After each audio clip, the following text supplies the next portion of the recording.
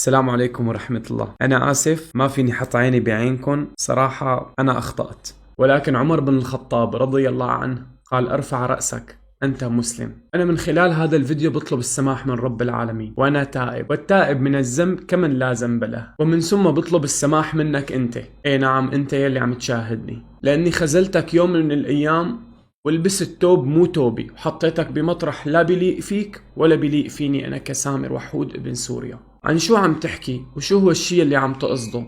كل الموضوع وما في أنا عم بقصد بسوسي المباشرة يلي صارت على التيك توك لمدة 4 أيام. قبل ما أفوت بالموضوع وأتكلم عنه، أنا بتمنى من كل الناس يلي طلعت معها أنها تحترم وجهة نظري، وأنها تحترمني أنا كإنسان آخذ قرار بخصوص هذا الموضوع. ولا ورب العزة أنا ما قصدي أني أقلل منهم، ولا قصدي أني جيبهم بملمس حكي واحد. أنا شخص عم صلح من نفسي صلي 5 سنين، 5 سنين وأنا عم بتعذب حرفيا. كل مرة أمور الدنيا بتاخدني لمطارح تخبطني خبط، ولكن رب العالمين هو الوحيد يلي بيطلعني منها. طبيعة الإنسان خطاء، ولكن الغلط إنه نحن نستمر على الغلط وما نعترف فيه إنه غلط أو ما نتوب منه.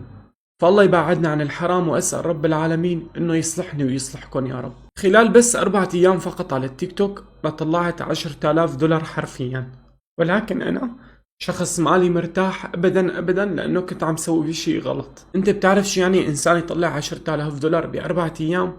مستحيل الا ليكون في عنده قوة ايمان، ويكون هو رجال بكل معنى للكلمة، ويوقف هذا الشيء اللي هو بيغضب رب العالمين. انا شفت مقطع للشيخ عثمان الخميس عم يتكلم فيه بخصوص هذا الموضوع. والله حسب ما شرح لي من قبلكم عن هذا البرنامج، وانه يتسابق 2، ما ادري يتسابقان على ماذا، لكن هذا له متابعون ولا متابعون، هؤلاء يدفعون الأموال هؤلاء يدفعون الأموال، من يدفع له أصحابه أكثر فهو المنتصر. هذا من الجهل والسفه وتضييع أموال المسلمين للأسف في مثل هذه الأشياء، بدل ما يتصدق بها على أحد أو ينفقها على أهله ولو كان قليلا من المال. ولذلك يقول أهل العلم: من أنفق درهما في غير محله فهو مبذر مسرف. فهؤلاء ينفقون هذه الدولارات في سبيل فقط مخاصمات ونزاعات من ينتصر على الثاني. هذا جهل وسفه لا ينبغي أن يتصرف فيه المسلم بهذه الطريقة، خاصة أن قد ذكر لي بعض الإخوة أنه برنامج التيك توك يأخذ 75% من هذه الأموال.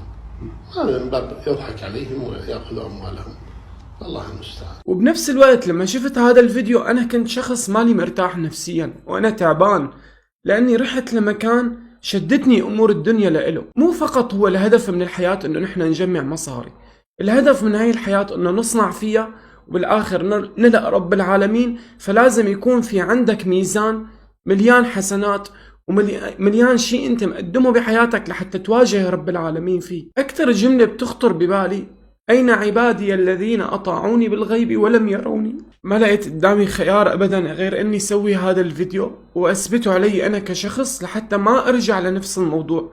صار فيني مثل موضوع الإدمان، حبي للمصاري وحبي للدنيا خلاني أني أنسى الناس اللي هي تابعتني وحطيتهم بمكان ما منيح، وخلاني بنفس الوقت أقصر بعبادتي مع رب العالمين، وحطيت حالي بمكان ما بيليق فيني. أنا عم صلح من نفسي، فلازم ما أحط نفسي بهذا المكان، لازم أروح لمكان أفضل من هيك.